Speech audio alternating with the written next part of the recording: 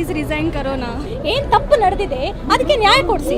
ಎಲ್ಲಿಂದ ಇದು ಶುರುವಾಗಿದೆ ಅಂತ ಹೇಳ್ಬಿಟ್ಟು ಅವರಿಗೆ ಹೊಡೆದು ಬಡ್ದು ಟಿಯರ್ ಗ್ಯಾಸ್ ಮಾಡಿ ಎಷ್ಟೊಂದು ಜನ ಆಸ್ಪತ್ರೆಯಲ್ಲಿ ICU ಇರೋದು ಅದೆಲ್ಲ ಸರಿಯಲ್ಲ. ಇದು democratic nation. Protesting for our rights which are supposed to be given, and we want Dharmendra Pradhan to resign from his post. ರೈತರು, ಮಹಿಳೆಯರು, ಯುವಕರು, ವಿದ್ಯಾರ್ಥಿಗಳು ಎಲ್ಲರೂ ಒಂದಾಗಿ ಇವತ್ತು ಇಷ್ಟು ದೊಡ್ಡ ಮಟ್ಟದಲ್ಲಿ ಏನು ಪ್ರತಿಭಟನೆಯನ್ನು ಮಾಡ್ತಾ ಇದೆ. ಇದಕ್ಕೆ ಸರ್ಕಾರ ಯಾವುದೇ ಉತ್ತರ ನೀಡಲಿಕ್ಕೆ ತಯಾರಿಲ್ಲ. ವಿದ್ಯಾರ್ಥಿಗಳ ಮೇಲೆ ಲಾಠಿ ಚಾರ್ಜ್ ಮಾಡ್ತಾರೆ. ನ್ಯಾಯ ಕೇಳಿದರೆ ಲಾಠಿ ಚಾರ್ಜಾ? So we need to make a proper way for the people who are in the peace of, who are in the way of the in this protest. So actually ಅದು ಭಯಂಕರ ಅನ್ಯಾಯ. Like it's injustice. As a prime minister, he should reply. We are not anti-nationalists. We are students. We are the future of India.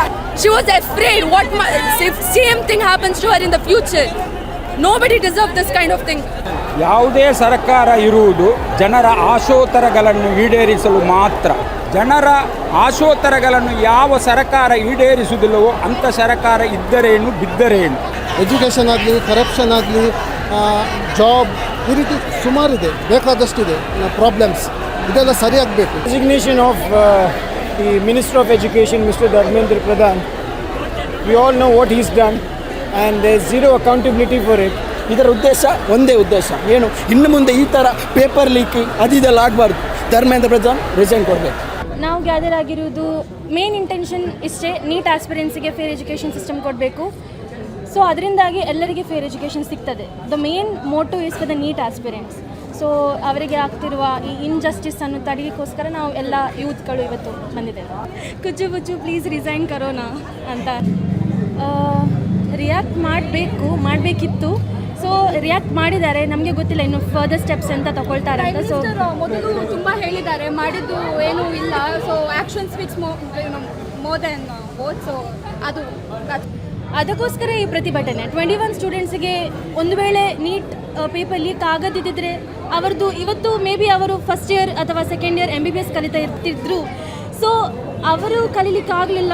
They have given up their life on this unfair education system. So that's why we want a fair education system for the people who are yet to give the NEET. ನನ್ನ ಹೆಸರು Jovita. I am from Mangalore. ನನ್ನ ಹೆಸರು ಅನು ಅಂತ. ನಾನು actually ಬ್ಯಾಂಗ್ಳೂರಿಂದ ಬಂದಿದ್ದೀನಿ ಈ ಪ್ರೊಟೆಸ್ಟಿಗೋಸ್ಕರ. ನನಗೆ ತುಂಬ ಖುಷಿ ಆಗ್ತಿದೆ. ನನ್ನೂರು ಮಂಗಳೂರು ನನ್ನೂರಿನಲ್ಲೂ ನನ್ನ ಮಕ್ಕಳಿಗೆ ಎಲ್ರಿಗೂ ನ್ಯಾಯ ಕೊಡಿಸ್ಬೇಕು ಅಂತ ನನಗೆ ಖುಷಿ ಇದೆ ಅಲ್ವಾ. ಸೊ ನೀಟ್ ಪರೀಕ್ಷೆಯಲ್ಲಿ ಏನು ದೇವೇಂದ್ರ ಅವರು ಬಾಯಿ ಮುಚ್ಕೊಂಡು ಕೂತಿದ್ದಾರೆ. ಸೊ ಅವರು ಬಾಯಿ ಬಿಟ್ಟರೆ ಸಾಕು, ನಾವು ಕೆಲಸದಿಂದ ಹೋಗಿ ರಾಜೀನಾಮೆ ಕೊಡಿ ಅಂತ ಏನಿಲ್ಲ. ಏನು ತಪ್ಪು ನಡೆದಿದೆ ಅದಕ್ಕೆ ನ್ಯಾಯ ಕೊಡಿಸಿ. ಎಲ್ಲಿಂದ ಇದು ಶುರುವಾಗಿದೆ ಅಂತ ಹೇಳ್ಬಿಟ್ಟು ಇನ್ನೂ ಹೋರಾಡಿ ಮಕ್ಕಳೇ. ನಿಮಗೆ ನ್ಯಾಯ ಸಿಗೋ ತನಕ ನೀವು ಹೋರಾಡಿ. ನಿಮ್ಮ ಜೊತೆ ನಾವು ಎಲ್ಲ ತಾಯಂದ್ರೂ ಇದೆ. ಇನ್ನೂ ಆ ಸಂಖ್ಯೆ ಹೆಚ್ಚಾಗಬಾರ್ದು. ನಮ್ಮ ಹೋರಾಟದಿಂದ ಇನ್ನೂ ಇಲ್ಲಿಗೆ ಸ್ಟಾಪ್ ಆಗಬೇಕು. ಈ 21 ಮಕ್ಕಳ ಸಾವಿಗೆ ಕಾರಣ ಆದಂಥವರಿಗೆ ಶಿಕ್ಷೆ ಕೊಡಿಸ್ಬೇಕು. ಮಮತಾ ಅವರಿಗೆ ಹೊಡೆದು ಬಡ್ದು ಟಿಯರ್ ಗ್ಯಾಸ್ ಮಾಡಿ ಎಷ್ಟೊಂದು ಜನ ಆಸ್ಪತ್ರೆಯಲ್ಲಿ ICU ಇರೋದು ಅದೆಲ್ಲ ಸರಿಯಲ್ಲ. ಇದು ಡೆಮೊಕ್ರಾಟಿಕ್ ನೇಷನ್. ಅದೇ ಥರ ನಾವು ಉಳಿಸ್ಕೋಬೇಕು. It's very very important. ಅದಕ್ಕೇ ನಾನು ನನ್ನ ಇದು ಸಾಲಿಡ್ಯಾರಿಟಿ ತೋರ್ಸೋಕ್ಕೆ ಇಲ್ಲಿ ಬಂದಿದ್ದೇನೆ. I cannot imagine. ಯಾಕಂದರೆ ಆ ಪೇರೆಂಟ್ಸು ಕಳ್ಕೊಂಡವರು, ಅವರ ಅಣ್ಣ ತಮ್ಮಂದರು, ಅವರ ಸಿಬ್ಲಿಂಗ್ಸು, ಅವರ friends, teachers. It doesn't just affect one person when somebody commit suicide. ಇದನ್ನು it's directly responsible by the Indian government. So ಅದಕ್ಕೆ ಇಂಡಿಯನ್ ಗವರ್ಮೆಂಟ್ ಅವರು ಸಾರಿ ಅಂತ ಹೇಳಬೇಕು, ಅಕ್ನಾಲೇಜ್ ಮಾಡಬೇಕು, ಸಿಸ್ಟಮ್ನ ಚೇಂಜ್ ಮಾಡಬೇಕು. They have to be humble. ಅವರು ಆರೋಗ್ಯಂಟ್ ಆಗಿರಬೇಕಾಗಿಲ್ಲ. ಎಲ್ಲರೂ ತಪ್ಪು ಮಾಡ್ತಾರೆ, ಬಟ್ ಅದನ್ನು ಚೇಂಜ್ ಮಾಡಬೇಕು. ಅದನ್ನು ಅಕ್ಸೆಪ್ಟ್ ಮಾಡಿ ಚೇಂಜ್ ಮಾಡೋದು very important. I am Aisha Afifa. I am from Kasaragod. I am here to stand with the youth. We are protesting for our rights which are supposed to be given, and we want Dharmendra Pradhan to resign from his post because he is not at all capable of that.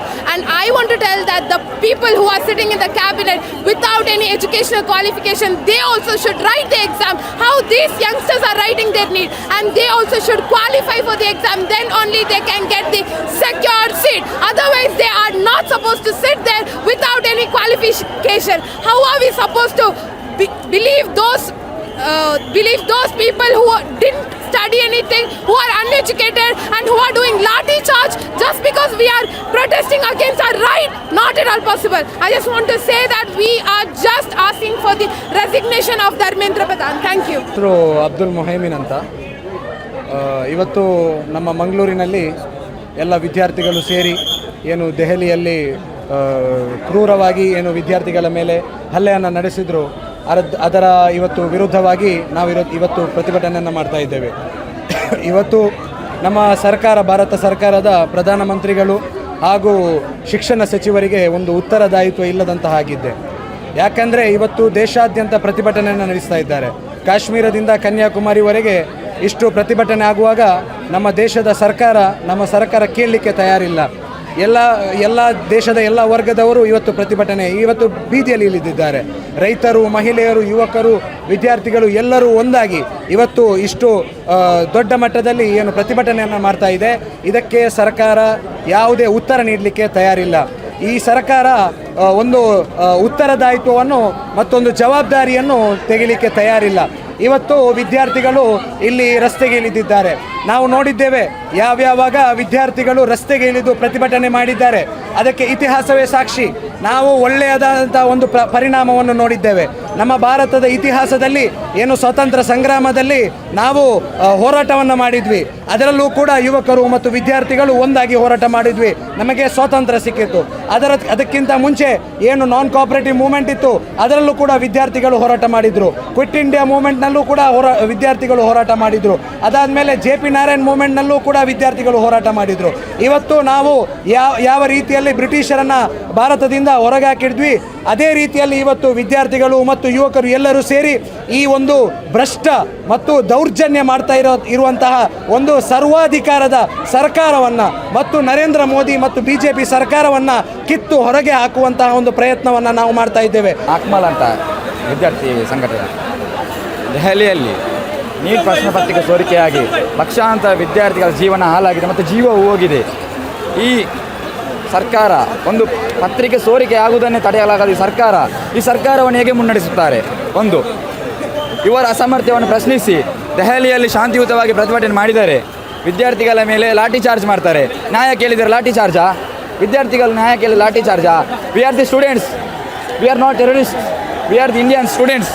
Arrest ಮಾಡಿದ್ದಲ್ಲ, ಧರ್ಮೇಂದ್ರ ಪ್ರಧಾನ್ ರಾಜೀನಾಮೆ ನೀಡುವವರೆಗೆ ನಾವು ಹೋರಾಟ ಮುಂದುವರಿಯಲಿದೆ. ಧರ್ಮೇಂದ್ರ ಪ್ರಧಾನ್ ರಾಜೀನಾಮೆ ನೀಡಲೇಬೇಕು.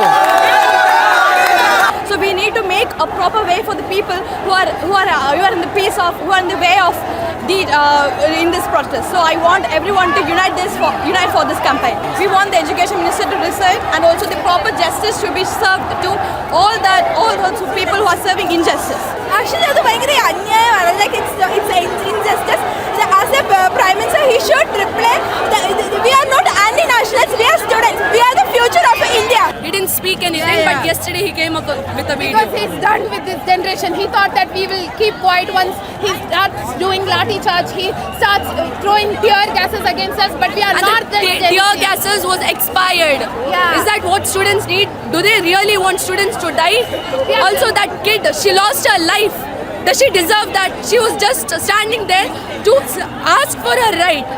She was afraid if same thing happens to her in the future. Nobody deserves this kind of thing. Hello everyone, myself Muhammad Ismail.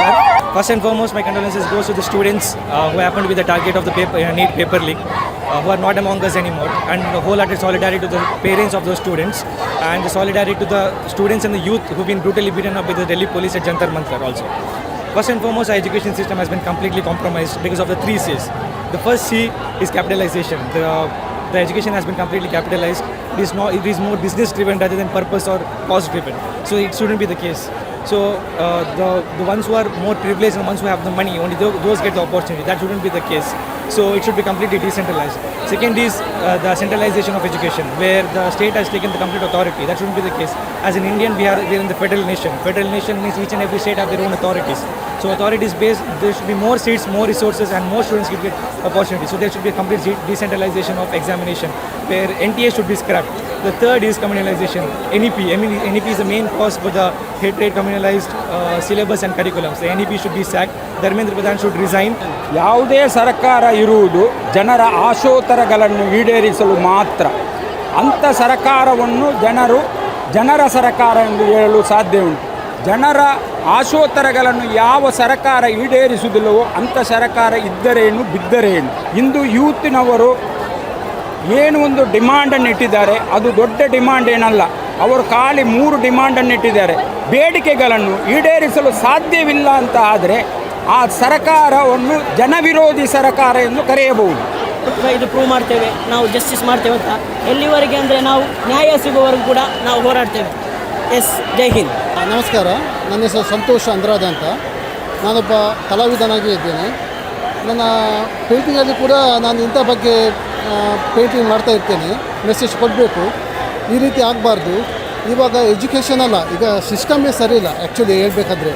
ಹಾಗೆ ಕೇವಲ ಒಂದು ಎಜುಕೇಷನ್ಗೋಸ್ಕರ ಇಲ್ಲಿ ಬಂದವರಲ್ಲ. ಎಜುಕೇಷನ್ ಆಗಲಿ, ಕರಪ್ಷನ್ ಆಗಲಿ, ಜಾಬ್, ಈ ರೀತಿ ಸುಮಾರಿದೆ, ಬೇಕಾದಷ್ಟಿದೆ ಪ್ರಾಬ್ಲಮ್ಸ್. ಇದೆಲ್ಲ ಸರಿಯಾಗಬೇಕು. ಇದಕ್ಕೆ ಸಿಸ್ಟಮನ್ನು ನಾವು ಸರಿ ಮಾಡಬೇಕು. ಇದಕ್ಕೋಸ್ಕರ ನಾವು ಹೋರಾಡ್ತಾ ಇದ್ದೇವೆ. ಇದಕ್ಕೆ ಎಲ್ಲ ಜನರು, ಸ್ಟೂಡೆಂಟ್ ಎಲ್ಲರೂ ಪ್ರತಿಯೊಬ್ಬರು ಭಾಗವಹಿಸಬೇಕು ಮತ್ತು ಇದಕ್ಕೆ ನ್ಯಾಯವನ್ನು ತೋರಿಸಬೇಕಂತ ನನ್ನೊಂದು ವಿನಂತಿ.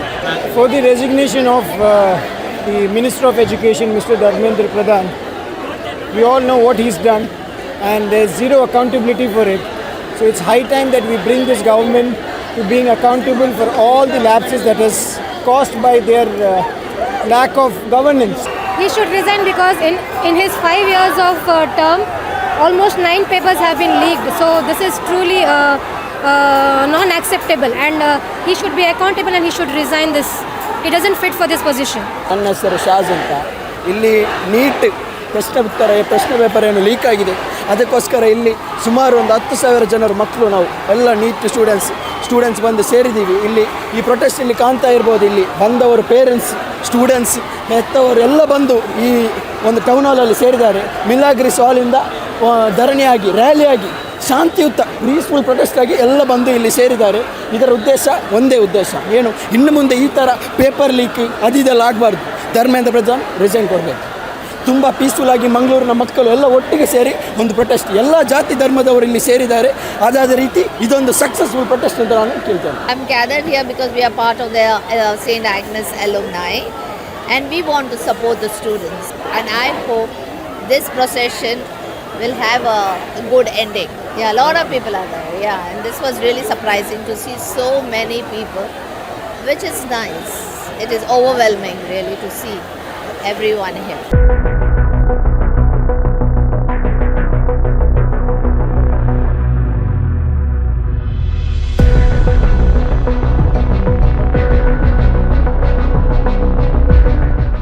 ನಮ್ಮ ಕಾರ್ಯಕ್ರಮಗಳನ್ನು ನೀವು ನೋಡ್ತಾ ಇದ್ರೆ ನಮ್ಮ ಚಾನೆಲ್ ಅನ್ನ ಸಬ್ಸ್ಕ್ರೈಬ್ ಮಾಡಿ, ಪಕ್ಕದ ಬೆಲ್ ಐಕಾನ್ ಒತ್ತಿ ನಮ್ಮನ್ನ ಬೆಂಬಲಿಸಿ.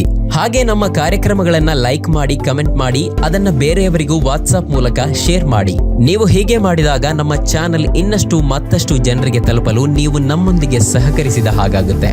ಇದು ನೀವು ಯಾವುದೇ ಖರ್ಚಿಲ್ಲದೆ ಕೆಲವೇ ಸೆಕೆಂಡುಗಳಲ್ಲಿ ನೀಡಬಹುದಾದ ಸಹಕಾರ. ಧನ್ಯವಾದಗಳು.